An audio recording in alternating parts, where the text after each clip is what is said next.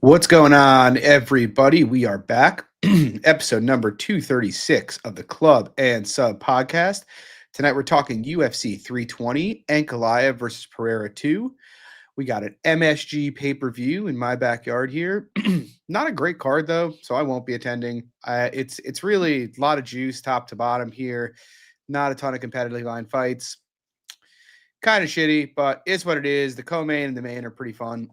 And yeah, we'll get into it. First up, though, guys, drop a like and subscribe. Help us out a lot. And please, if you feel like doing so, share the show. Would be awesome. And yeah, real quick, last week, I went 2-1 on my bets, but sadly, it was a 0.28 unit night, minus 0.28 unit night for me.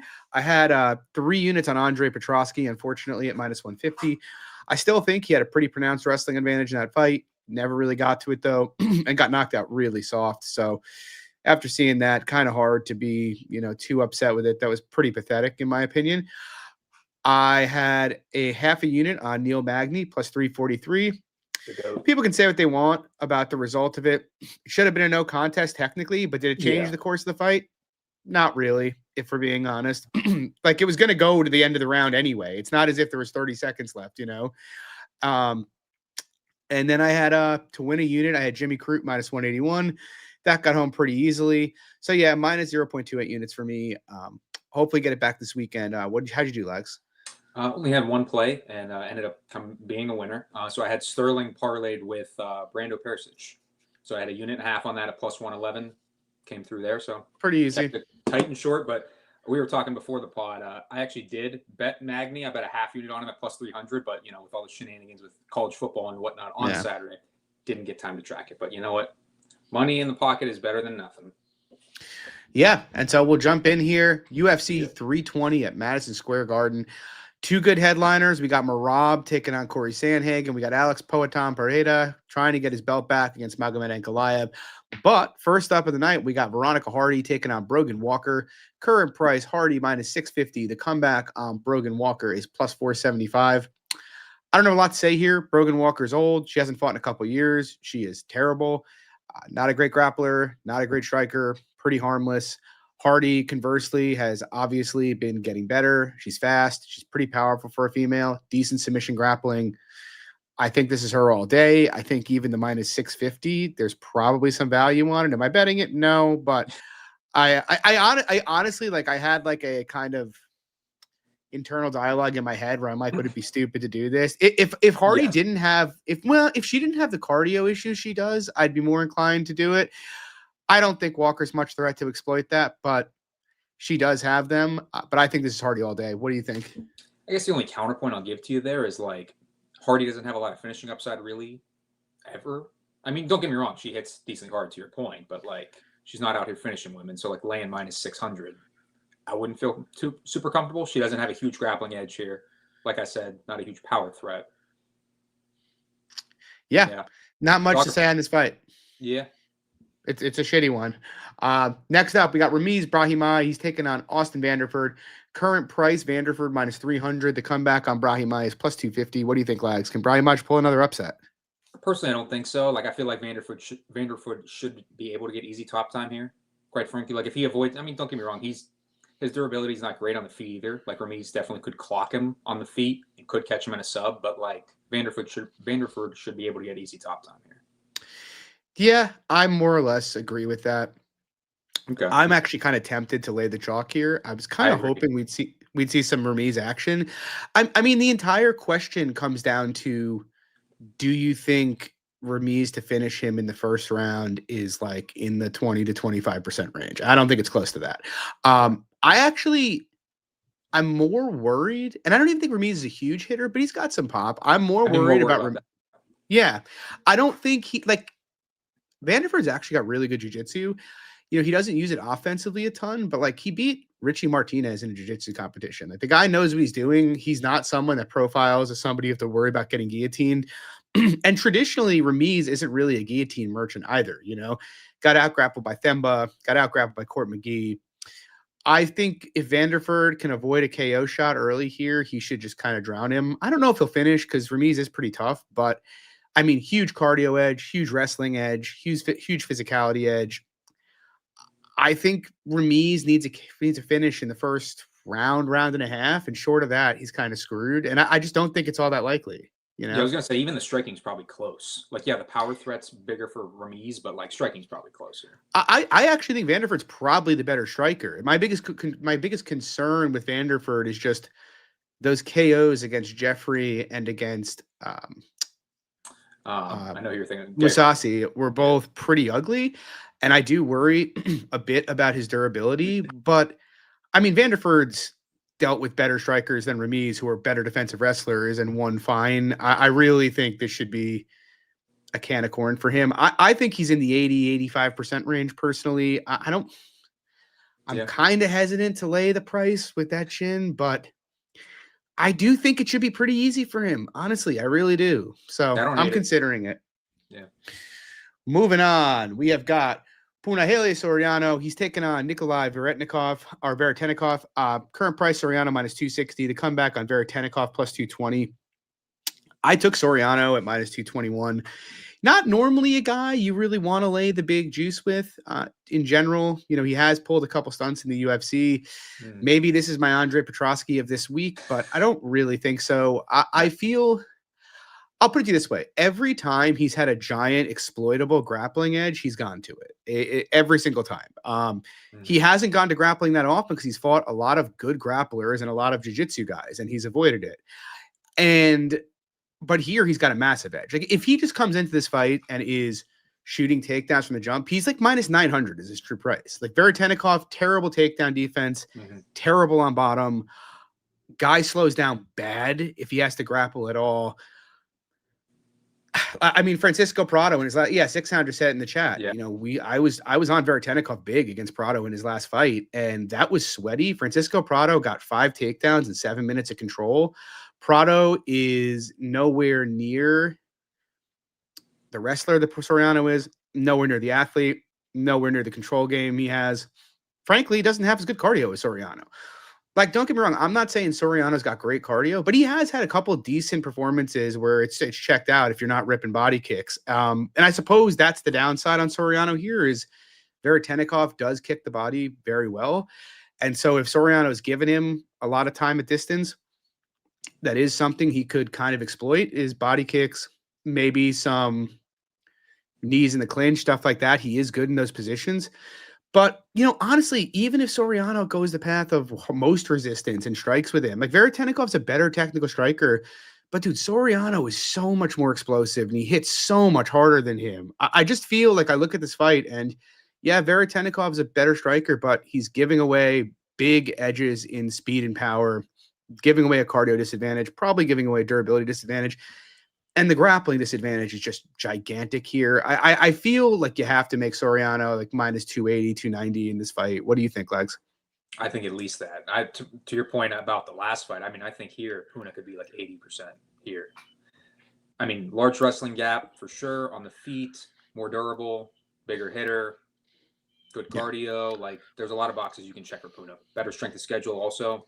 So I think it's a smash spot for Puna. Yeah, I agree. It feels like they're setting him up too. Like this is not that. And not that it matters, but you know what I mean. No, 100%. Dominance MMA. They're getting first choice here, and they picked Nikolai Veretennikov. Well, I was going to say also, I think the UFC is seeing what Veretennikov really is showing in the UFC, and they're like, you know what, we're all right. Yeah, I mean, 36-year-old Muay Thai specialist with poor boxing, bad defense and no grappling. Who's gassy? I mean.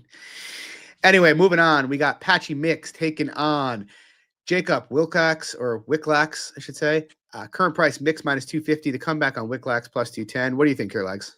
I think this is probably another get right spot here for Mix. Like Wicklax, just not a great. Like I mean, he likes to grapple, and to me, he's just not the better grappler here in the matchup. Like Mix can definitely find a finish because I feel like Wicklax is going to be looking for takedowns here on the feet. Mix is probably the better striker too. Just fought a much better level of competition too. Like. Not eager to lay it, really, I guess, but I think it's fine.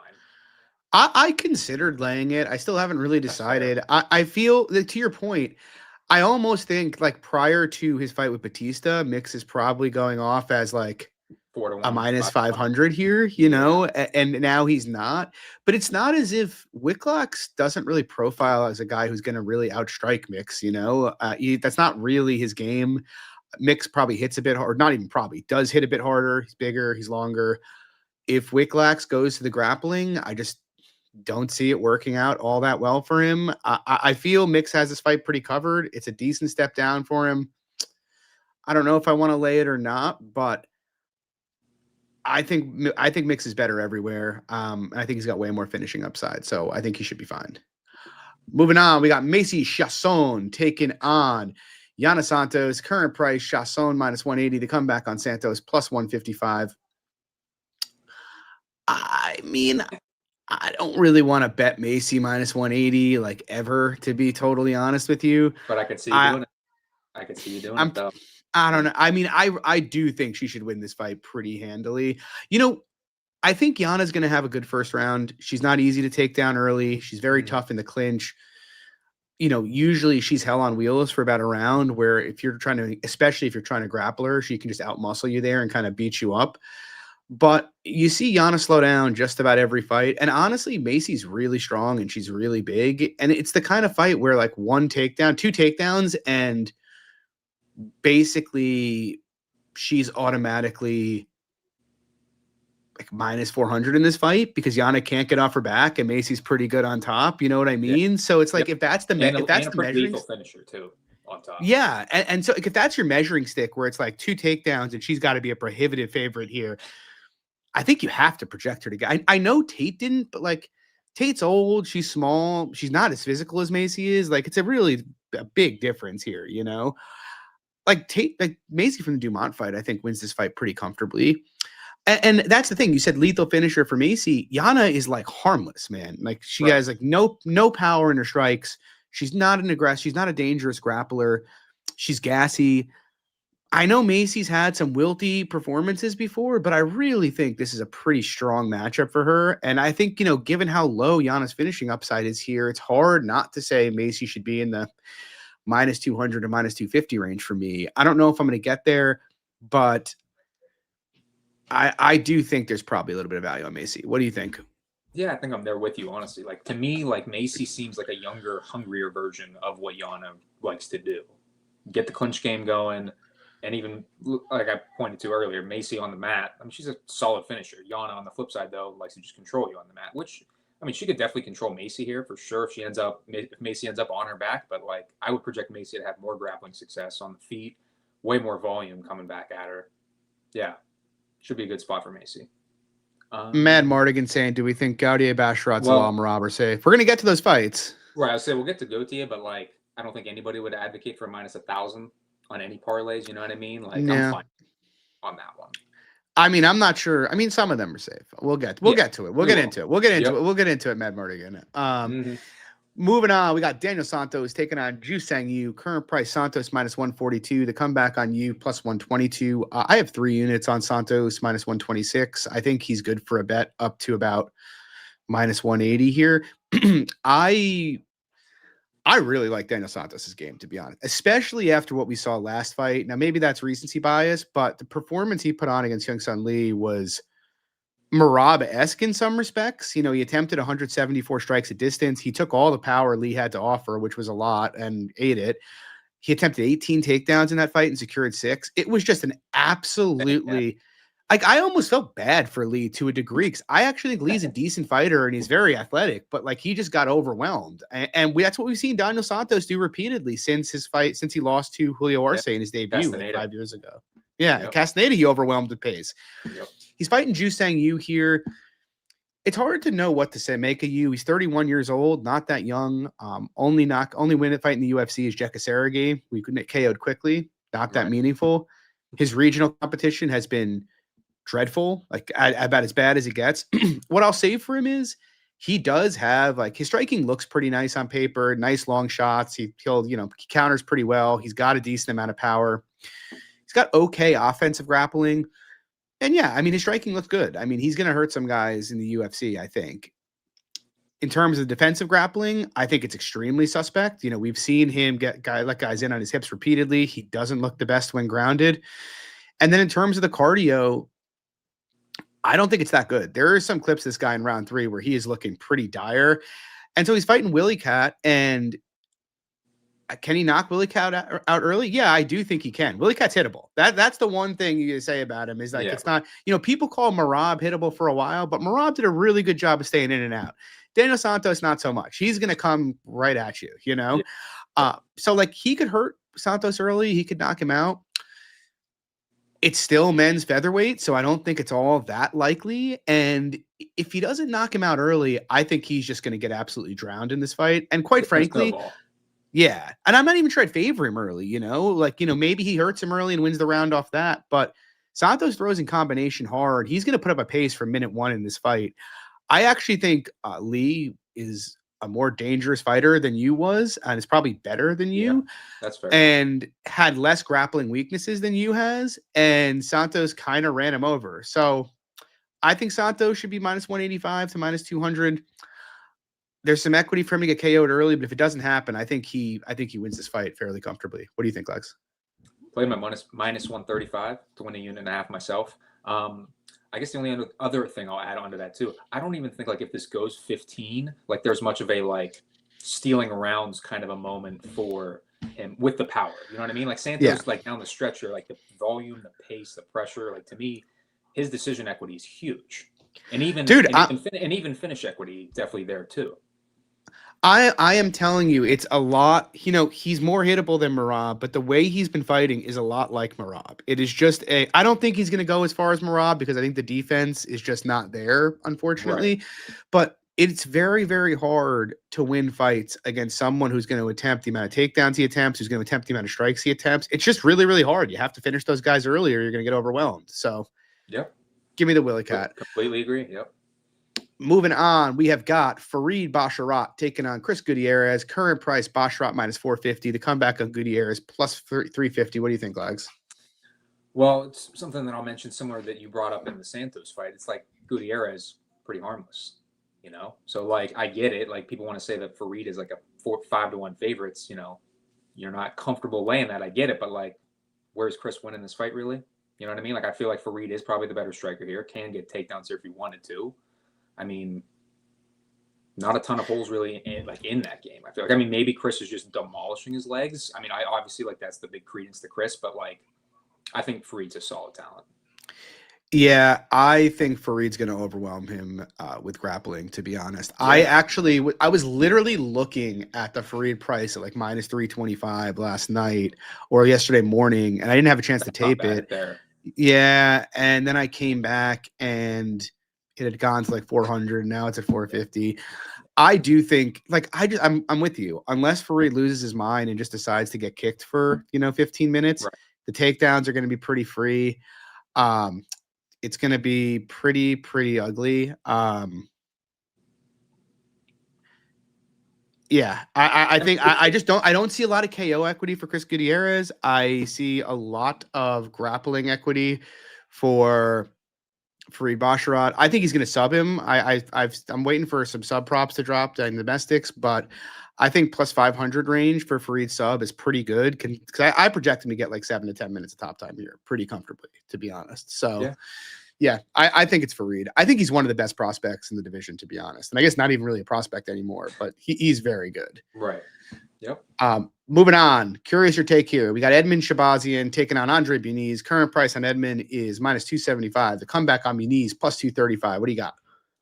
Well, it's a tough one, I think, on both sides, really. For me, on the Muniz side, like, to me, he's always been a gasser to me. And that's really never going to change. Like, the good dude has great grappling. I get it. On the feet, pretty much a liability. His wrestling's okay.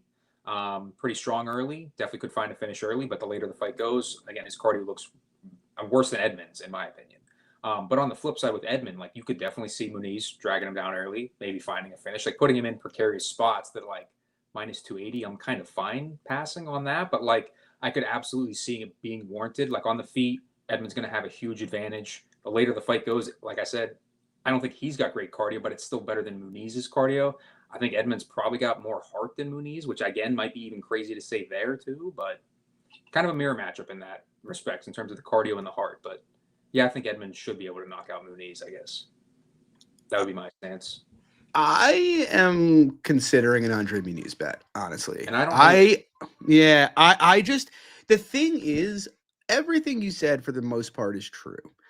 And Muniz is flaky as is Edmund, which is scary, but I keep thinking about the Park fight, man, because like and I I mean bet Edmund's probably got we bet both did. Edmund's got, I didn't bet Park, I bet Muniz by Oh, you decision. didn't? Oh, sorry. Yeah. Read ahead. but but but like Edmund's got pretty decent first level takedown defense.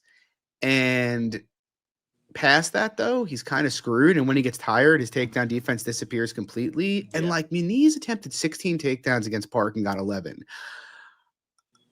I am worried he's going to be in trouble early in this fight because he is going to be, because until he gets the takedowns rolling, you know, Edmund's obviously a real threat to knock him out. That might even be the most likely outcome of this fight if you were to distribute like all the probabilities on a chart. But I do think if Muniz gets a takedown or two and things start snowballing, it could turn into a dominant fight. Like if they're tired in round 2, Muniz at least will still shoot. And that could be enough. Well, I just Muniz by sub is 5-1. that's not bad. That's really not bad at all. I mean, dude, Muniz Like I wouldn't down. even get cute with the rounds. Sorry to cut you off there. I wouldn't even get cute with the rounds. Like I would just play that if you like the Muniz side. I mean, he's low key a hoss, like Muniz is. Like he's like very strong. Like he like mauled Eric Anders. He like mauled Uriah Hall, who are both pretty strong middleweights. I mean, we're forgetting AJ Dobson got Edmund in some really bad positions in round 1 a couple fights ago. You know, I really don't think it's inconceivable that Muniz looks like a favorite in this fight. I'm not saying I put him there. I don't, because I do think you have to give a lot of credence to Edmund just being the more well-rounded fighter and having, you know, a lot more equity early in this fight, especially to the finish. Like I'd be really surprised if Muniz subbed him in round 1, and I would be not at all surprised if Edmund knocks him out in round 1. But I do think if they both start to slow, the fight will swing to Muniz pretty hard because he'll still shoot. And if he gets Edmund down, he might just lock up a body triangle on him for 2 rounds. You know, we've seen it happen to Edmund before where, you know, he just kind of gives up on the ground when he's tired. So yeah, I don't know. I lean Muniz. I haven't made a decision on it yet. I mean, Edmund's a scary motherfucker early, and unfortunately, Muniz doesn't have great cardio. But yeah, I don't know. I can't get the Park fight out of my head, and I might take a. It might get me. We'll see. I haven't decided. I'll post if I do. Moving on. Oh, stupid fight here. We got Atiba Gautier. He's minus 950 taking on Ozzy Diaz. He's plus 650. And part of me wants to bet Diaz just because, like, it's funny. I think Atiba is a really good prospect. Insane athlete, insane hitter, super fast. Not a lot to dislike about the guy at all. He's also very, very raw. Like he did just have an extremely close fight with Cody Brundage, you know, like not long ago. And Ozzy Diaz, he is a reasonably technical striker. He's got power. He's got okay grappling. I mean, if Gautier gets his ideal fight, they're going to swing with each other. And I think Diaz is live to knock him out in that kind of a fight. Do I think it's likely? No. And that's why I'm not sure I want to bet Diaz. Because like, I do think Gautier is a deserved like large favorite here. Just the difference in speed and athleticism and size is insane. And Diaz's chin does look pretty sketchy to me at this point in his career. So it's probably a pass for me, but I do think this line is wide. And I think the under minus 350 is wide. I was just looking at that. Dude, we just watched Atiba have like throw like 15 total strikes against Cody Brundage in a round 1. And now it's like minus 350 to the under here. Like he might, if he wins the fight, it's probably going to be, it could very well be that, but like 80% to the round 1 when the dude didn't knock out Cody Brundage in round 1. Like, I don't know, man. What do you think? Well, that's an easy pass. Like that's what I was going to get onto. Like about the totals, I was going to ask you like what you thought the price might be for the under 1.5. It's like that's an easy pass for me. Like again, to your point, we just saw it go over with Brundage. Like no issue with that. I have no business with that, I should say. But yeah, this is a squash match. I don't really know why we're making these kind of fights. And I've said this before. I hate these kind of fights. Yeah, I don't like these fights either. It would be funny if Diaz won, but I really don't think he's going to. Dude, I think Atiba is going to be pretty good, but I do think it's a little ridiculous, though, minus 950. You know, that seems a little extreme to me. It does. Moving on. We've got Joe Pfeiffer taking on Abus Magomedov. Current price, Pfeiffer minus 230. The comeback on Abus plus 195. What do you think here, Legs? This is the other half of my parlay. So I have a unit and a half on Pfeiffer and can't remember it now. Puna. So that's plus 100, even money there. I think Pfeiffer's got a lot of advantages in the fight, namely the grappling advantage here. But even on the feet, I don't think Abus is the most durable. I think obviously Pfeiffer's got huge power on the feet. I definitely worry about Abus's kicking game. Like that could definitely give me some pause because Pfeiffer's not the most high volume striker on the feet. There's definitely some lulls to the points where Abus could get those kicks off on the feet, but I feel like it is a good spot for Pfeiffer. Better cardio, wrestling upside. I think you could definitely finish Abus. Yeah, I haven't made a bet here, but I tend to agree. I feel like Abus is a decent fighter. He's better than people thought he was after the Strickland fight, but not as good as people thought he was before the Strickland fight. You know, decent striking, good kicks to your point. He's pretty fast. He's got some okay power, but he's an okay grappler. He's a decent wrestler. He's pretty good on top, but he's gassy as all hell. I think he's kind of fragile, to be honest. Mm-hmm. And like he's taking on Pfeiffer, and to your point, I don't really think he can get the grappling going against Pfeiffer.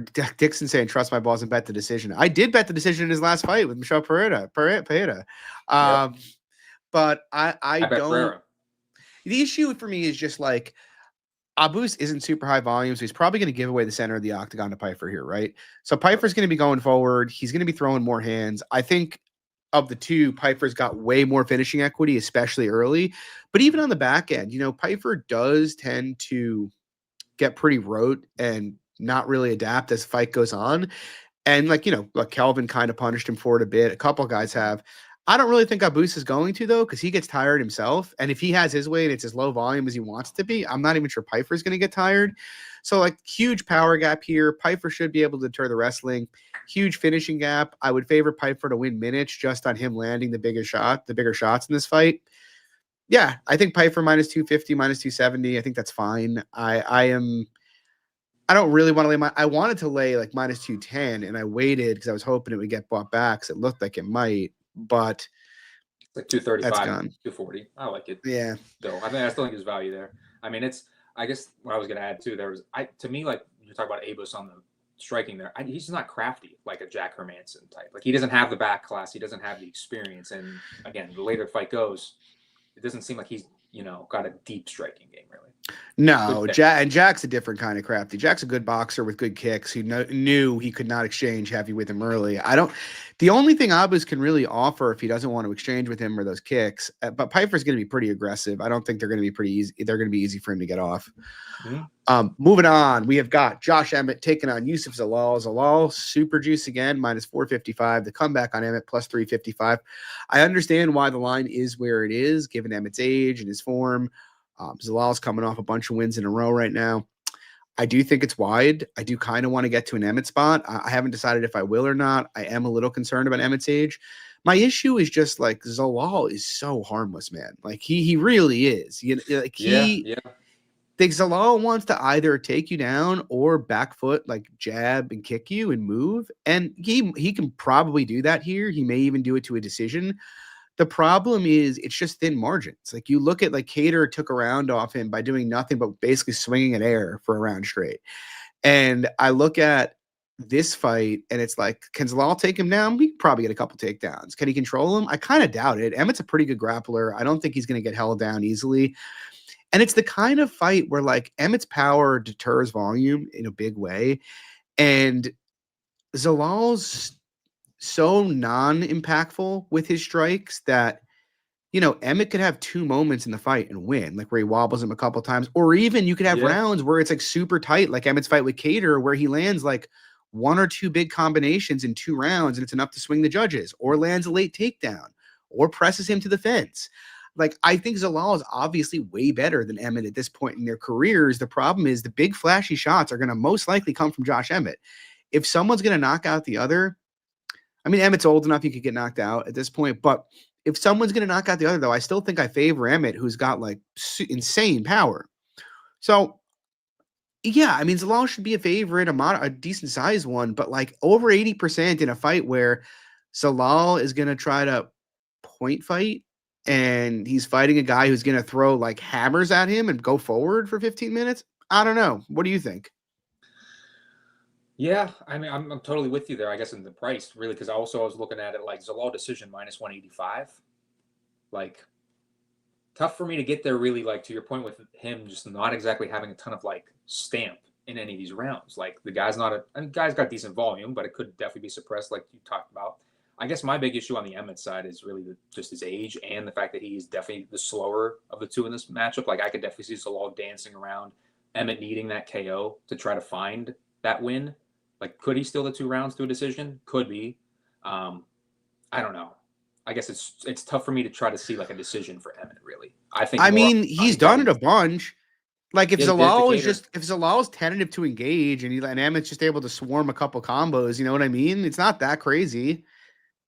Yeah. So we'll Listen, I'm with see. you. I'm with you more than the chalk. This is not one of the favorites where I'm like, yes, let's parlay Zalal minus 500. You know. Moving on, we got Jiri Prochazka. He's taking on Khalil Rountree. The current price, Jiri, the last samurai, is minus 180. Rountree plus 155. You think there's an upset in the air here, Legs? You know, it's funny. This is gonna be like sound like a weird tangent here, but during work today, I was thinking about this matchup, and I'm like, you know what? Like this fight reminds me of in a weird way, Billy Q and Edson Barbosa. So Billy Q, that chaotic pace, pressure, looking to come forward on a probably more technical guy, probably bigger hitter, maybe equal. Well, not in that matchup. Obviously, Edson the bigger hitter, but in this matchup, probably equal power. I could see Khalil putting him out. Like Jiri's there to get cracked. The leg kicks are going to be huge for Khalil. Like it's a super volatile fight for me. Like I'm not super eager to lay the minus 180 Jiri chalk. I get it. He's probably the more durable guy, even though he is super hittable. Probably more volume, more pressure. Like I get it. Like down the stretch, Khalil definitely could be fucked. Jiri's got better cardio, I think, too. But it's just one where I feel like maybe the sharper guy in Khalil could find his counter shots. Yeah, I wanted to get to a Khalil bet and I taped it and I think the line's fine. My issue is it like Khalil, he doesn't really kick shin to shin ever. So I don't I feel like that's a huge part of this fight. If Jiri was Yeah. a southpaw, I'd be all over Khalil. I mean, you saw what happened to Jamal Hill in their last fight. But Khalil's not going to throw that many leg kicks. And if he doesn't throw that many leg kicks, I don't expect him to anyway. He should. He should be willing to do it, but he hasn't historically. And if he doesn't throw that many leg kicks, it kind of lets Jiri do his movement thing, where he can do his in and out, do his goofy shit. And I like Jiri's pace a lot more than I like Khalil's. I like his shot selection a bit more than I like Khalil's. It's wild and erratic, but it's pretty effective. I think he is. I don't think he's the more dangerous of the two. They probably commensurately dangerous. Yep. But I think Jiri's pretty durable, honestly. The dude seems to, find a way to tank shots with He his just gets face and wobbled like every fight. Yeah. That's Yeah. the downside. It is the downside. There is, dude, don't get me wrong. If Khalil knocks him out, I won't be shocked. I think my issue is I think Jiri has commensurate KO upside to Khalil in this fight. I think he has got the more reliable pace. I think he's got the much better cardio of the two. Khalil looked fine last fight, but Jamal Hill offered him literally nothing in that fight, if we're being honest. Yep. I feel if either guy was to get a takedown, it's likely to be Jiri. And honestly, I think I just trust the competition that Jiri's beaten a bit more than I trust Khalil's. Like, I know Hill was a good win, but, yeah, I don't know.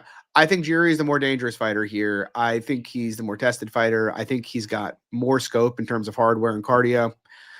If I miss out on Khalil, so be it. I'm not going to be that upset. I've lost enough money fading Jiri Prochazka that I have no real desire to do it again. Smart man, John. Smart man. Moving on, co-main event, Corey Sanhagen, Merab Dvalishvili. Current price, Merab minus 355. Comeback on Sanhagen plus 290. What do you think, Legs? Well, similar to a fight you brought up earlier, it's really just tough beating this style with like the Santos fight. It's similar beating a style with Merab unless you're finishing him. Like his pace, his pressure, the grappling, like the guy, what he brings is just another level. And to me, like I get it, the length, the dynamic attacks of Corey on the feet, he could definitely catch Merab early. He could definitely even win the early rounds. He's got probably better striking, but it's tough for me to not see Merab get his game going and winning a dominant decision here. I really wanted to like Corey. I really did. I get why. Yeah, and I think there are things to like in his game. You know, he's gotten much better at scrambling. He's very tall, unlike Shaon, who I think manages distance better than Corey does. Corey has a lot more tools inside when Merab closes distance. You know, with his knees, with his elbows, and whatnot. He's certainly got better jiu-jitsu. And he can scramble better than Shaon too. Yes, by much better. Yeah. The issue is I can't see him doing anything to deter Merab, like anything. I don't think he's going to submit him. I really don't. You know, like if Umar couldn't get to dominant jiu-jitsu positions, I mean, I should say he can, but it would be very low percentage in my opinion. I'd be shocked at it, honestly. Like if Umar couldn't get to dominant positions, is Sanhagen? Probably not.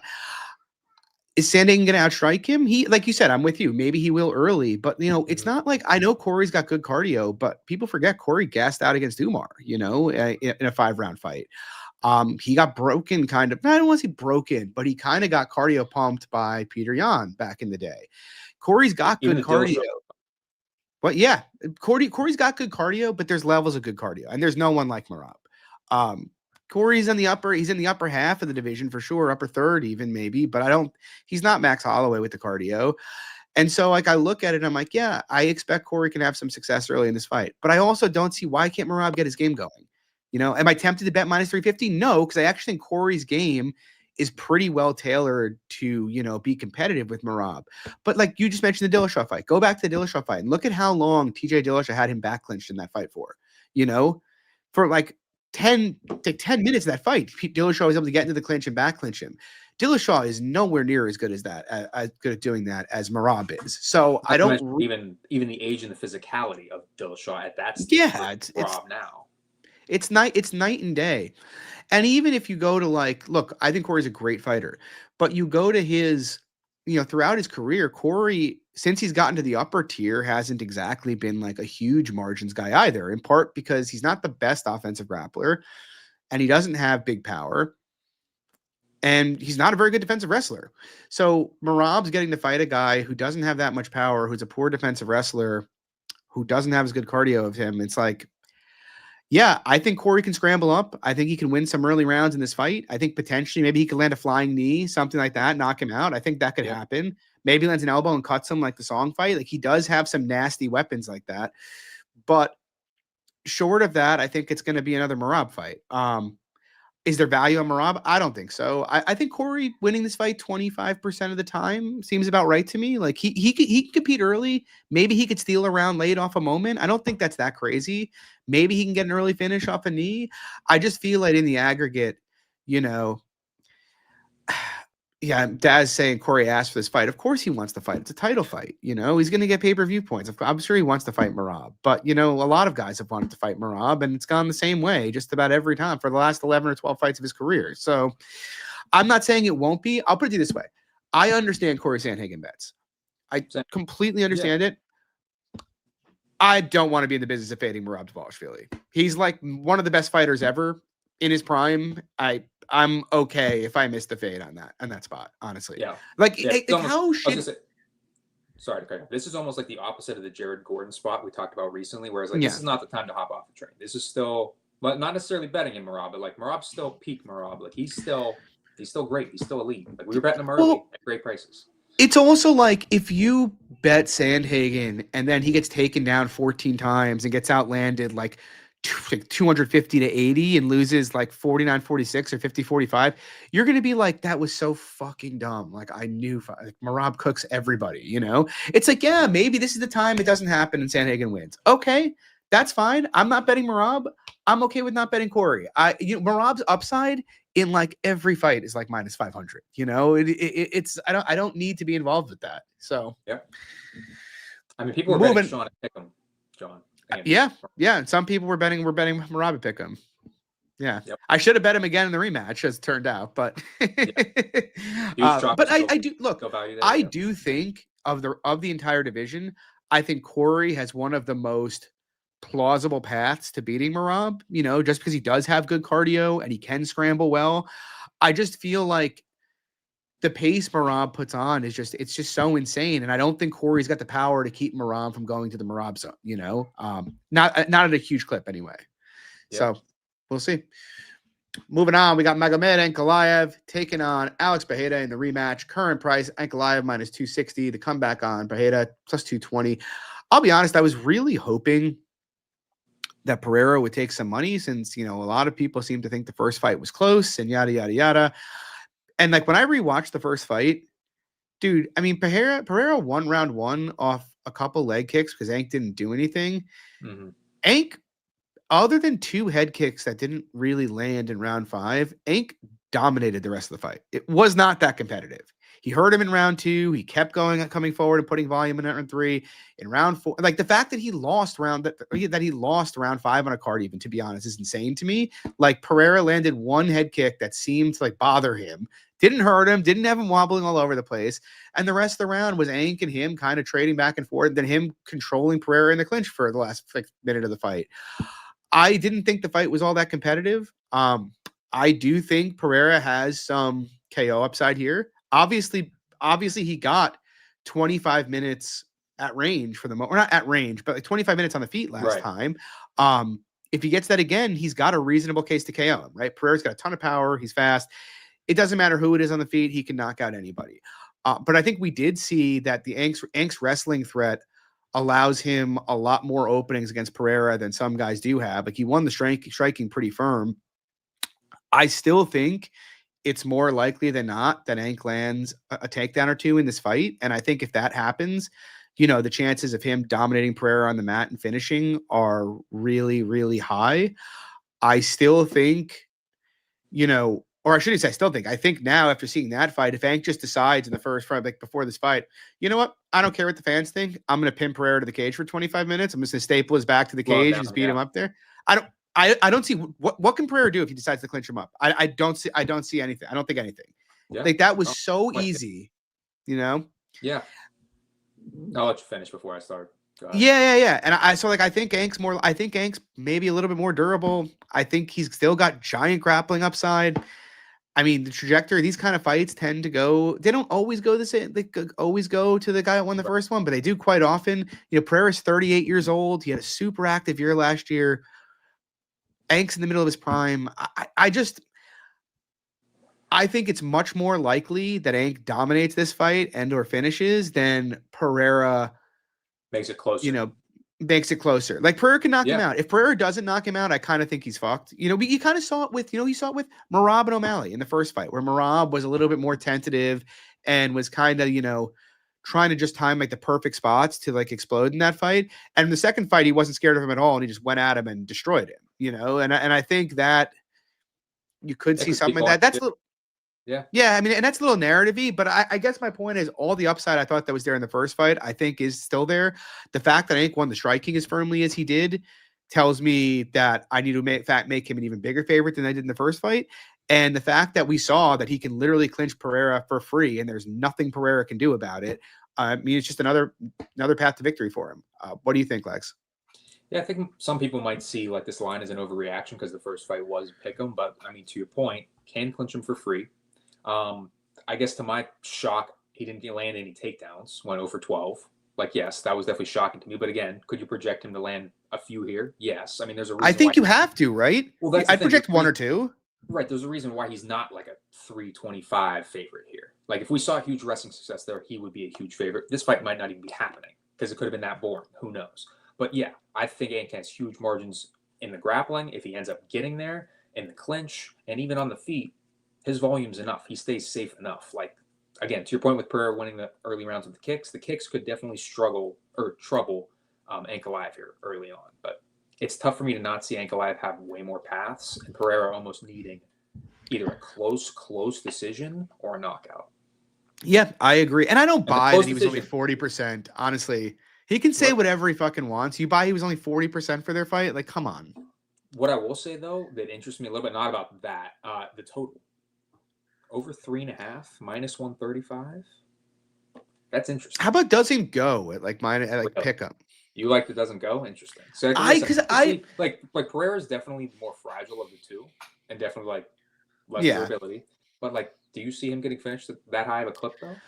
I still think Pereira's got some KO equity himself, and I still think like if Ank gets a takedown or two. We know he's going to shoot. He shot 12 takedowns in the first fight. I think if he gets a takedown or two, this could get ugly really fast for Alex on the mat. I will say also, even like beyond that, I do sort of think there might be some value on Ank here, but I'm not betting it because, like, dude, did you bet Ank with me, right, in the first fight? I did. I'll be honest, I don't recall. I don't think I did. I had Ank at like Pick'em. It's like I can't go from like betting him at Pick'em to betting minus 260. It's like the same thing as Merab and Shaon, right? Right. It's like I got to bet Merab at plus 110. Yeah. And now I'm going to turn around and bet him at minus 250. Like I'm good. I made my money on the matchup. I kind of like the under. I actually kind of lean that way. I think, I don't know. Dude, these are two dangerous guys who can both finish, and one of them has a gigantic grappling edge if he gets on top here. I feel like that's a decent, macro for the under in this fight.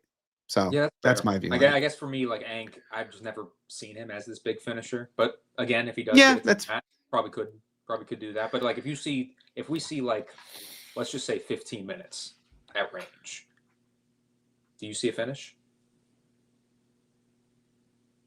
Probably not. That's kind of where I would say that's kind of where I'm seeing it. I would say, like, if you told me they were fighting for 15 minutes, I would be like minus 150 to go the distance. Yeah, like because there is enough volatility with two guys with power, that it's like. Well, I was gonna say, to be fair, that's almost like where it's at in a sense. Like you know what I mean? Like over 3.5 rounds is minus 135. What about like starts round 3? Starts round 3, minus 280. Ooh, that's a lot worse. Yeah. How about starts round 4? If you just took the 3 rounds. Starts round 4 right now. I'm seeing is minus 185. I think that's a little one. Yeah, not great. No, not great. No. Yeah. Well, we'll see what happens. I'm excited for the card. I almost texted you to try to like go to this card, and I realized it was an MSG, and then I looked at the lines, and I'm like, I don't really want to spend like fucking $1,000 on a ticket for this card. That's not really worth it for me. It's top heavy. We got some great title fights, but like the rest of it, it's a lot of chalk and like. It's going to be pretty ugly, I think. There's matches, but like. We should get some guys that get killed. Yeah, there should be some people that die. The Diaz fight will be fun in terms of like somebody getting killed, but like, I don't know. Is Trump coming? They might have just decided to perform like a Coliseum show, so they get like a bunch of people like murdered in there.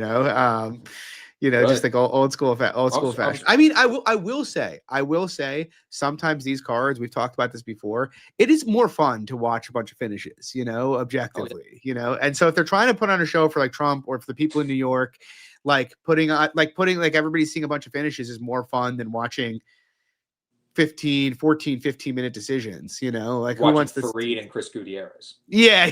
You know what I mean? Trump is probably going to be like on his phone, like. That'll be me. I'll be on my phone if Chris Gutierrez. That's what I'm saying. But and I was just looking up and down on the card and thinking, I'm like, all right, to your point, like it probably is going to be a big enough card to host Trump, whatnot. Like, is there anybody on here that's like a big, Joe Pyfer? By the way, you seeing Conor McGregor like talking about like possibly headlining the White House thing? Not happening. I'm not. Dude, that would be electric. Let's be honest, that would be electric. I think this is the most electric event. That like it is the fact that like Dana White and Trump came up with this. It is going to be amazing. I am pumped for it. It is, and I feel like a lot of people, and listen, I don't want to bring politics into this, but like a lot of people are just going to poo-poo it because like, why do we need to involve it, this and that? It's going to be an insane event on the lawn if that is end up like where we end up locating it. Like it's going to be sweet, dude, and it's going to be like it's going to be like UFC 300, like to a next level. It's going to be like the biggest thing that's ever happened to the UFC PR-wise. It's like COVID brought a bunch of new fans to the UFC. Like Trump going to all the events brought a bunch of new fans to the UFC. And now this dude doing it at the White House, it's great for the UFC, net, I'm excited for it. The event this year was sweet. Yeah, insane. Yeah. Tristan saying it's in Vegas, this card. No, this card's in Madison Square Garden this week. So... But anyway, guys, that'll do it. We decided to do it early tonight because I realized this afternoon, like an idiot, that the Jets were playing at 7:15. So I told Lags we need to move this up because I really did not want to be watching a close game while we're doing the podcast and sweating my ass out on. Well, how about this, John? Let's make another bet here since you owe me a couple of shots. I do owe you a couple. I will. You got to text me in advance, and I'll go pick up the liquor. That's fine. You owe me 2, but how about this? We can cut it to 1, or it'll be 3. I'll take the Dolphins. You take the Jets. Simple enough. Straight up. Straight up money lines. Yep. Yeah, fine. The pick'em game, right? Yeah, it's Dolphins minus 2.5, but I'll take 2.5. You know what? I'll take the 2.5. Okay, there we go. You take the 2.5. That's fine. I'm in. All right, guys. Thanks for coming out tonight. Please, as always, drop a like, subscribe. We'd appreciate it. Next week, sick card. It's in Brazil. UFC Rio. Do Bronx, Mateusz Gamrot. That's an interesting one. There's a lot of interesting fights on that card. I was kind of hoping for the original matchup there. Why is Tristan saying, what are we trolling about? Oh, about America? I don't know. I don't know what's happening there. But anyway, guys, thanks for coming out tonight. We really appreciate it. We'll be here next week. Probably, we'll see. Lags Now talk this week. It'll probably be Monday. Monday's been a pretty good rhythm, I feel like. But, if we can do Sunday, we'll do Sunday. So how about this? We'll see. People in the chat, comment after we post this Sunday, Monday. What do you like? What are your feels? We'll cater to the people a little bit if we can. Yeah. That works. Let us know. And yeah, guys, as always, you can follow me on Twitter at MMAFox, Danny at Danny_Lags, and we'll see you next week. Peace.